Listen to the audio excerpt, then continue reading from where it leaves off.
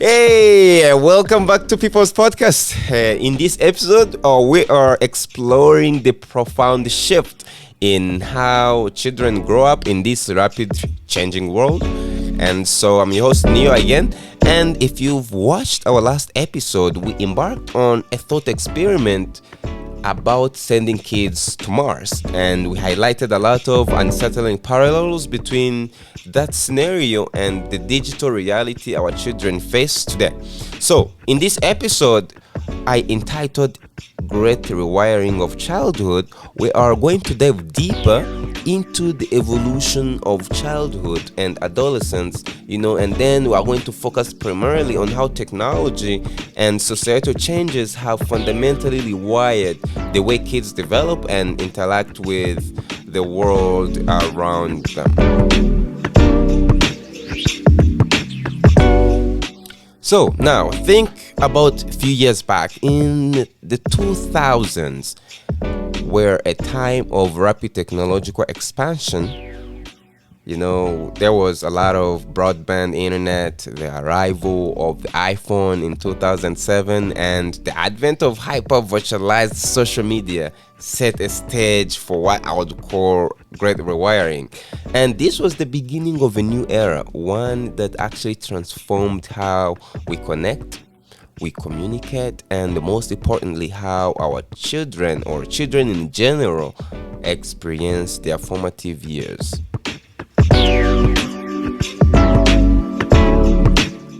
So one of the key moments in this shift was in 2009 when there was introduction of the retweet and share buttons on different social medias. And these were simple features that radically changed, the social dynamics of the online world. If you remember well, before 2009, social media was a way to stay in touch with family and friends. But with the addition of instant feedback mechanisms, the online world became, a stage for constant social performance. The stakes were raised, the pressure to maintain online presence grew exponentially. Most of us, we use social media, so we understand that. And if you do more research, you will learn that this transformation hit girls particularly very hard. And there was the introduction of front-facing cameras back in 2010.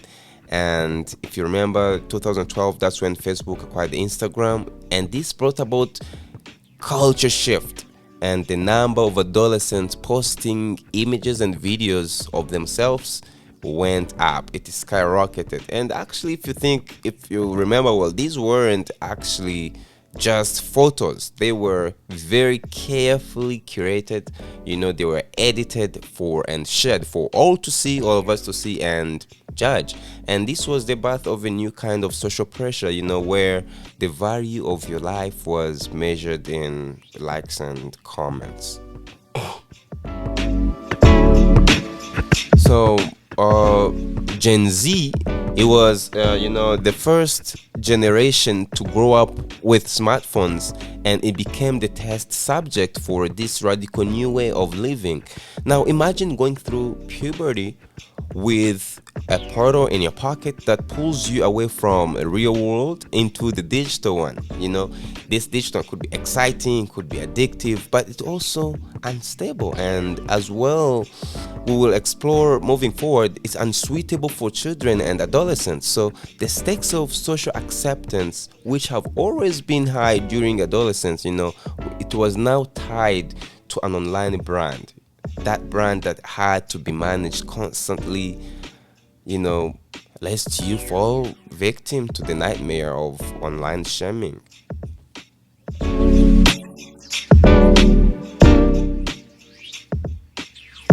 And I will say the consequences of this were profound.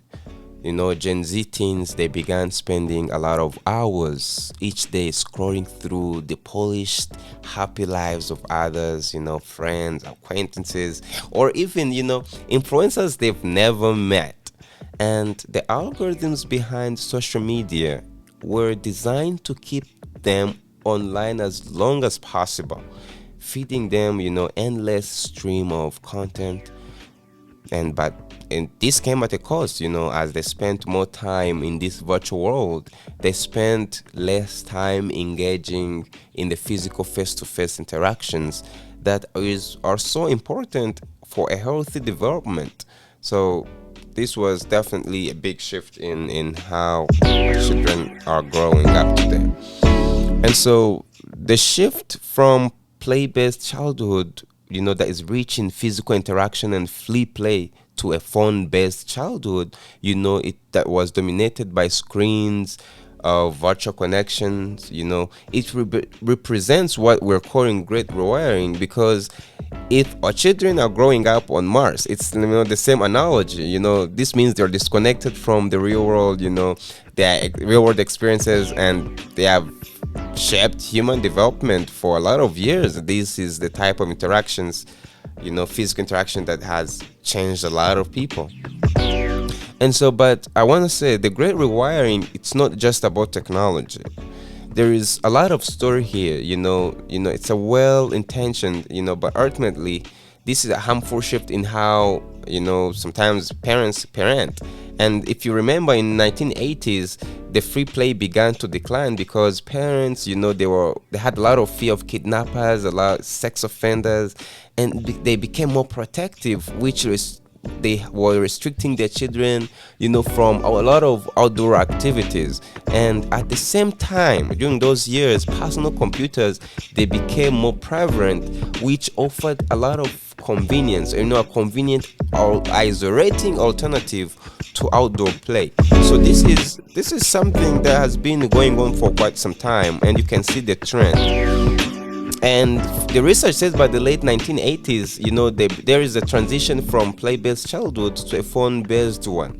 And this is a transition that wasn't complete until the 2010s, when most adolescents, they had their own smartphones. And this shift has had a profound implication for how children and adolescents grow, learn, and interact with the world around them. So we need to rethink on how we approach childhood in this digital age. And so as we continue to explore the impact of technology on young minds, I must also consider how our meaning attempts to protect children might be contributing to their isolation and anxiety. Sometimes parents think they're protecting kids, but actually it's causing problems. And so in the next episode, I'm going to dive deeper into psychological effects of these changes and explore what one can do to support a healthier childhood in this hyper-connected world. It's going to be super exciting. A lot of data in that one. It's going to be a little bit complex, but very good. And so I want to thank you again for joining me on this journey through the rewiring of childhood. It's a very great episode that I'm inspired by the book Anxious Generation, and I would love to hear your thought and how technology has impacted children in your life, or you as a person, because you are part of Gen Z, and how we can strike a balance between protection and autonomy in this new digital landscape. So I want you to share your ideas, stories, and comments, and don't forget to subscribe for more episodes as we continue to explore these crucial issues. So until next time, please stay curious and keep questioning.